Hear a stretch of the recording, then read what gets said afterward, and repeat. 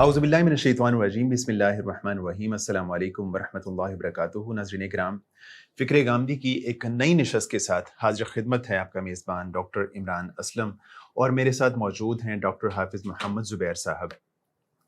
नाज़रीन इकराम, आज की जो हमारी नशस्त है इसका मौज़ू वो गामदी साहब का जो एक ओपिनियन है मौसीकी के हवाले से, उसको हम मौज़ूए बहस बनाएंगे और मौसीकी पे उनकी क्या राय है उस पे बात करने से पहले ज़रूरी है कि ये समझा जाए कि गामदी साहब ने हिल्लत व हुर्मत से मुतालिक क्या बुनियादें और क्या उसूल बताए हैं। तो इसके हवाले से गामदी साहब कहते ही हैं कि हिल्लत व हुर्मत का जो ताल्लुक़ है वो महज़ दो अबवाब के साथ है। या तो इसका ताल्लुक़ जो है वो ख़ुर व नोश की चीज़ों के साथ होगा, या फिर इसका ताल्लुक़ अखलाकियात के साथ होगा।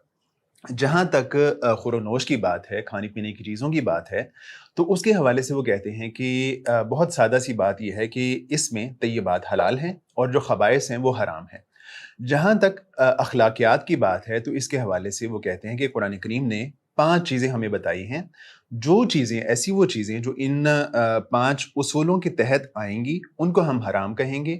या फिर दूसरी बात ये है कि कुरान करीम में कोई बात बता दी गई हो किसी चीज़ की हुर्मत से मुताल्लिक। तो जो आयत वो इस हवाले से पेश करते हैं जिसमें 5 उसूल बताए गए हैं, वो सूरह आराफ की आयत नंबर 33 है, जिसमें अल्लाह ताला फरमाते हैं, कुल इन्नमा हर्रम रब्बियल फ़वाहिश मा ज़हरा मिन्हा व मा बतन वल इस्म वल बग़य बिग़ैरिल हक़ व अन तुश्रिकू बिल्लाहि मा लम युनज़्ज़िल बिही सुल्ताना व अन तक़ूलू अलल्लाहि मा ला तअलमून। तो इस आयत के हवाले से गामदी साहब कहते हैं कि इस आयत में अल्लाह ताला ने 5 उसूल बताए हैं। पहला है फ़हाशी, दूसरा है हक़ तलफ़ी, तीसरा है बग़य बिग़ैरिल हक़, चौथी है शिर्क, और 5वीं चीज़ है बिदअत। गांधी साहब कहते हैं कि जो ऐसी वो चीज़ें जो कि इन 5 उसूलों के तहत आएंगी, उनको हम हराम कहेंगे। उसके अलावा या तो कुरान करीम में कोई सरी हुर्मत किसी चीज़ के बारे में आ गई हो तो उसको हराम कहेंगे। उसके अलावा किसी भी चीज़ को कतई तौर पे हराम नहीं कहा जा सकता। तो इसी पे आज हम बात करते हैं, हाफ़िज़ साहब से उनकी राय लेते हैं। हाफ़िज़ साहब, बहुत शुक्रिया आपकी आमद का। तो गांधी साहब ने ये जो उसूल बताए हैं, उन्होंने मतलब कहा कि हिल्लत व हुर्मत के हवाले से जो इसका ताल्लुक़ 2 अबवाब के साथ है। तो इस पे आपकी क्या राय है? क्या मतलब हमारे माज़ी में ये राय मौजूद रही है, और क्या मतलब इस पे आपके ओपिनियन क्या है? बिस्मिल्लाहिर्रहमानिर्रहीम। देखिए, बहुत शुक्रिया। असल में गामदी साहब ने जो उसूली बुनियादें बनाई हैं ना मौसीकी की हुर्मत पे बहस करने के हवाले से, उन उसूली बुनियादों को समझना बहुत ज़रूरी है। फिर उसके बाद जो कुरान की आयात हैं या अहादीस हैं, स्पेसिफ़िक आयात हैं या अहादीस हैं जो मौसीकी की हिल्लत या हुर्मत के हवाले से बयान की जाती हैं, तो उसको इंशाल्लाह हम एक नेक्स्ट एपिसोड में डिस्कस करेंगे। क्योंकि गामदी साहब के यहाँ भी पहले उसूल हैं, फिर फ़ुरूआत हैं। वो कहते हैं जी हमारा ये नैरेटिव है, आप इसको एड्रेस करें। एक उनका उसूली निज़ाम है, सिस्टम थॉट है। लेकिन बात यह है कि उनका जो उसूली निज़ाम है ना, एक बात तो ये है कि उसमें बहुत से फ्लॉज़ हैं, बहुत बुनियादी फ्लॉज़ मौजूद हैं। एक तो अपना जो उसूली निज़ाम है उसकी जो बेस है ना, उन्होंने वो बहुत नैरो कर दी है। ठीक है, जैसे एक इमारत की बेस होती है, बेस जो है वो नीचे से नैरो है तो ऊपर आपकी इमारत भी नैरो ही रहेगी। तो अब वो ये जो कह रहे हैं कि हुर्मत का जो दायरा कार है, जो उसका मजाल है, ठीक है, वो दायरा कार जो है वो 2 चीज़ों में महदूद है, यानी खाने पीने की चीज़ें ख़ुर व नोश, और दूसरा अखलाकियात। ठीक है, यानी हराम होने के जो अहकामात हमारी शरीयत में आए हैं वो या तो ख़ुर व नोश से मुताल्लिक़ हैं या फिर अखलाकियात से मुताल्लिक़ हैं। आपने बेसी सारी जो है वो महदूद कर दी है। ठीक है, ये तो वही बात है, मुझे इस पे मुझे जो है वो इब्न इंशा की जो एक बात ज़हन में आती है कि दायरा जो है वो कई किस्म का होता है। एक वो दायरा है जो हम ज्योमेट्री में पढ़ते हैं, एक वो दायरा है जिसे इस्लाम का दायरा कहते हैं, और मौलवी साहब ने इस्लाम का दायरा इतना महदूद कर दिया, इतना छोटा कर दिया कि जिसमें सिर्फ वही बाकी रह गए, बाकी सारे उसमें से निकल गए। तो बेस जब आप इतनी छोटी कर लेते हैं तो ज़ाहिर बात है फिर मुहर्रमात का बयान जो है वो क्या होगा, महदूद हो जाएगा ना।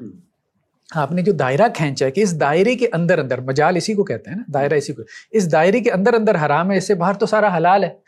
अच्छा, अब आपने ये जो दायरा खींचा है किस बुनियाद पे खींचा है? क्या दलील है आपके पास कि 2 चीज़ों में जो है वो हराम है, बाकी किसी चीज़ में कोई हराम है ही नहीं? सूरह आराफ की आयत है ना 33। हाँ, उसको हम बाद में डिस्कस करते हैं। पहले तो हम एक स्टेटमेंट देते हैं ना। स्टेटमेंट ये है कि हुर्मतें جو کہ شریعت کا موضوع ہے، جو کتاب و سنت کا موضوع ہے، ان کا دائرہ 2 چیزیں نہیں ہیں، ان کا دائرہ 6 چیزیں ہیں۔ خور و نوش ہے، ٹھیک ہے، کھانے کے باب میں حرمتوں کا بیان ہے، ٹھیک ہے، جیسے خور و نوش میں اب آپ کہہ لیں کہ جی خنزیر کی حرمت ہے، قرآن نے بیان کی ہے۔ اسی طرح کتے کی حرمت ہے، ٹھیک ہے، وہ احادیث سے ہمیں پتہ چل جاتی ہے، ٹھیک۔ اس کے بعد اب آپ آ جائیں اخلاقیات کے اوپر۔ اخلاقیات کے باب میں بھی بہت سی چیزیں جو ہے وہ حرام ہیں، ٹھیک ہے، نو ڈاؤٹ حرام ہے۔ بدعہدی جو ہے اس کو حرام قرار دیا قرآن نے۔ جھوٹ کی حرمت ہے، ٹھیک ہے، اخلاقی مسئلہ ہے، لعنت اللہ علی الکاذبین۔ تیسری چیز جو اہم ہے وہ ہے معاملات، صحیح ہے، ٹھیک ہے، جیسے ہم فقہ کی کتابیں پڑھتے ہیں تو اس میں عبادات اور معاملات، یہ 2 بہت بڑی ڈومینز ہیں۔ اب معاملات کو سارے جو سوشل کانٹیکس ہیں، مثال کے طور پہ آپ نے اس کو ایڈریس ہی نہیں کیا، اس کو آپ نے اخلاقی معاملہ بنا دیا اور اس کی اہمیت اور جو سگنیفیکنس تھی اس کو آپ نے گھٹا دیا۔ بہت دفعہ میں ٹھیک ہے ایک معاملہ جو ہے وہ اخلاقی دائرہ کار میں بھی داخل ہو جاتا ہے، لیکن بہت دفعہ میں اس کا تعلق اخلاقیات سے علیحدہ اپنی ایک پورے ڈومین اور مجال کے طور پہ جو ہے وہ معروف ہوتا ہے۔ مثال کے طور پہ جیسے دیکھیں نکاح کیا ہے؟ ایک سوشل کانٹیکٹ ہے۔ اب اس سوشل کانٹیکٹ کے نتیجے میں کچھ حقوق پیدا ہوتے ہیں، ٹھیک ہے، آپ اب ان رائٹس کو آپ نے ادا کرنا ہے، کچھ رسپانسبلٹیز ہیں، ٹھیک ہے، اور رسپانسبلٹیز کو آپ نے ادا کرنا ہے، ٹھیک ہے۔ تو کانٹریکٹس کا معاملہ بہت اہم ہے۔ اب اس میں دیکھیں یہ جو اسٹیٹ اور ایک آپ کہہ لیں کہ جو اس کا شہری ہوتا ہے اس کے درمیان بھی ایک معاہدہ ہے۔ حدیثوں میں آتا ہے نا کہ حکمران کی اطاعت کرو، تو ایک سوشل کانٹریکٹ ہو رہا ہے نا آپ کے اور حکمران کے درمیان میں، ٹھیک ہے، کہ آپ نے اس کی اطاعت کرنی ہے، ٹھیک ہے۔ اب یہ سوشل کانٹریکٹ اس وقت بیعت کی بنیاد پہ وجود میں آ رہا تھا، آج آپ کہہ لیں کہ جی کانسٹیٹیوشن ہے، آئین ہے، لاز ہیں اس کی، تو کانٹیکسٹ جو ہے بہت بڑی ڈومین ہے، اس کی بہت بڑی ڈومین ہے، ٹھیک ہے، ایک فرد سے لے کے سوسائٹی، تو یہ سب معاملات کے تحت آتے ہیں، ٹھیک ہے۔ تو معاملات میں جو آپ وائلیشن کرتے ہیں شریعہ کی تو وہ حرمت کی باعث میں چلا جاتا ہے، ٹھیک ہے۔ پھر اس کے بعد عبادات، نہیں تو جو ان کے ہاں یہ جو آپ چیزیں بتا رہے ہیں ان کے ہاں وہ جو اصول ہے حق تلفی کا، تو مے بی اس میں وہ چیزیں ساری آتی ہیں معاملات سے متعلقہ۔ ہاں اس پہ ہم آگے چل کے گفتگو کرتے ہیں۔ چوتھی چیز جو ہے وہ عبادات ہے۔ عبادات میں تو انہوں نے ایک کیٹیگوریکل سٹیٹمنٹ دے دی، عبادات میں تو کچھ حرام ہی نہیں ہے، حالانکہ جس آیت سے استدلال کر رہے ہیں اس آیت میں موجود ہے کہ اللہ نے شرک حرام کیا مطلب جس آیت سے استدلال کر رہے ہیں کہ حرمت میں جو اصول ہیں وہ 5 ہیں، ٹھیک ہے، تو اس میں جو چوتھا اصول ہے سورہ اعراف کی آیت نمبر 33 میں، ٹھیک ہے، کہ اللہ نے کس چیز کو حرام قرار دیا؟ وَأَن تُشْرِكُوا بِاللَّهِ مَا لَمْ يُنَزِّلْ بِهِ سُلْطَانًا، اللہ نے شرک کو حرام قرار دیا۔ شرک تو مسئلہ عبادت کا ہے، مطلب شرک کیسے کہتے ہیں؟ شرک تو بیسیکلی ہے توحید الوہیت کا مسئلہ ہے، ٹھیک ہے، کہ اللہ کے ساتھ اس کی عبادت میں کسی اور کو شریک ٹھہرا لینا۔ تو گاندھی صاحب جب یہ بات کہتے ہیں کہ اس کا تعلق اس کے ساتھ عبادات کے ساتھ نہیں ہے حلت و حرمت کا، تو اس سے کیا مطلب ہوتا ہے؟ یعنی عبادات میں سب چیزیں جائز ہیں پھر ان کے ہاں؟ دیکھیں اصل میں وہ عبادات میں جو ہے وہ کس اعتبار سے کہتے ہیں، میں نے زیادہ ان کی بحث تو نہیں سنی کہ ان کا کانٹیکس کیا ہے۔ ہاں ان کی یہ جو 8 گھنٹے کی ویڈیو تھی مجھے خبیب بھائی نے شیئر کی تھی جو موسیقی کے اوپر تھی 8 گھنٹے کی، وہ خیر میں نے پوری سنی، اس میں کوئی ایسی بحث مجھے نظر نہیں آئی، ہو سکتا ہے کہیں اور انہوں نے کوئی اس حوالے سے بحث کی ہو، لیکن بہرحال یہ سٹیٹمنٹ ان کی ایک غلط سٹیٹمنٹ ہے کہ عبادات میں حرمت کا کانسیپٹ نہیں ہے۔ مطلب قواعد فقہیہ میں سے معروف قاعدہ آپ کو بعض فقہا کے یہاں مل جاتا ہے کہ عبادات میں اصل حرمت ہے، معاملات میں اصل کیا ہے؟ عبادت ہے، ٹھیک ہے، تو اس لیے حرمت کا کانسیپٹ ہے عبادات کے ساتھ ہے، بالکل ہے، ٹھیک ہے، صحیح۔ اچھا اس کے بعد اقوال اور اعمال کی بات آ جاتی ہے، ٹھیک ہے۔ اقوال میں بھی کچھ اقوال ایسے ہیں، اب یہاں پہ دیکھیں نا، وَأَن تَقُولُوا عَلَى اللَّهِ مَا لَا تَعْلَمُونَ، 5ویں چیز جس کو سورہ اعراف کی آیت نمبر 33 میں حرام قرار دیا گیا، غامدی صاحب نے اس کا ترجمہ کر دیا بدعت حرام ہے۔ اچھا بدعت تو اصل میں مسئلہ ہی عمل کا ہے، اصلاً بدعت جو ہے وہ عملی مسئلہ ہے، ٹھیک ہے، قولی بھی بدعت ہوتی ہے، وہ ٹھیک ہے، جب بدعت کو آپ کیٹیگرائز کرتے ہیں تو اس میں کچھ قولی ہوتی ہے کچھ عملی ہوتی ہے، لیکن اصلاً جو بدعت جس کو ہم اس کا جو عرفی معنی ہے وہ تو عمل سے متعلق ہے نا۔ اور یہاں پہ قرآن کیا بات کر رہا ہے؟ وَأَن تَقُولُوا عَلَى اللَّهِ مَا لَا تَعْلَمُونَ، قرآن تو اس کو قول بنا رہا ہے،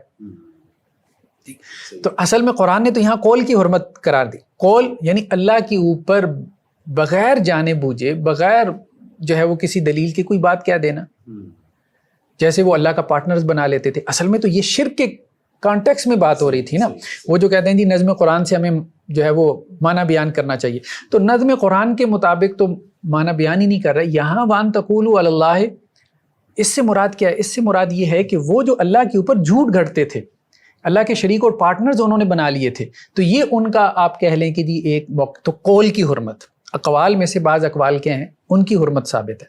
اسی طرح اعمال کی حرمت ہے، بہت بڑی ڈومین ہے. معاملات میں اور اعمال میں فرق ہے. معاملات آپ کسی کے ساتھ کرتے ہیں نا، دو پارٹیز ہیں، ٹھیک ہے، جیسے نکاح ہو رہا ہے، سیل اینڈ پرچیز ہو رہی ہے، بے و شرا ہو رہی ہے، خرید و فروخت ہو رہی ہے، ٹھیک ہے. تو جب کوئی بھی کسی قسم کا کانٹیکٹ ہو رہا ہے تو اس میں مختلف پارٹیز انوالو ہو رہی ہیں.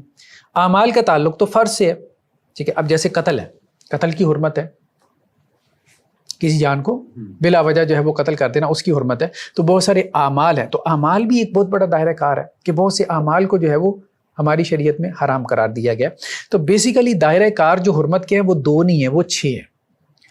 اب صحیح بیس بنی ہے. اس بیس کے اوپر جب آپ ایک اصولی عمارت کھڑی کریں گے حرمت کی، تو پھر صحیح معنوں میں آپ کو شریعہ کا کانسیپٹ جو ہے وہ حلال و حرام کا سمجھ میں آئے گا. صحیح ہے. تو یہ 6 جو آپ اصولی باتیں بتا رہے ہیں، کائنڈلی ریپیٹ کر دیں گے یہ والی؟ جی. ایک تو خور و نوش، ٹھیک ہے، اس میں حرمت ہے، بہت سی مثالیں موجود ہیں. اخلاقیات میں. تیسرا معاملات میں، جن کو ہم کہہ رہے ہیں کانٹیکس، عام طور پہ فقہ کی کتابوں میں اس کو کانٹیکس کے ضمن میں لے کے آیا جاتا ہے، ٹھیک ہے، سوشل کانٹیکس آپ کہہ لیں. چوتھا عبادات، اور 5واں اقوال، اور چھٹا اعمال. اعمال ہم نے کہا کہ معاملات سے علیحدہ ہے، کہ معاملات بیسیکلی ٹرانزیکشن ہے 2 یا 2 سے زیادہ افراد کے درمیان میں ایک معاملہ ہے، اور اعمال ایک فرد واحد کا جو عمل ہے. صحیح ہے. تو اس کا بھی وہ اللہ کے ہاں جو ہے وہ ریسپانسیبل ہے.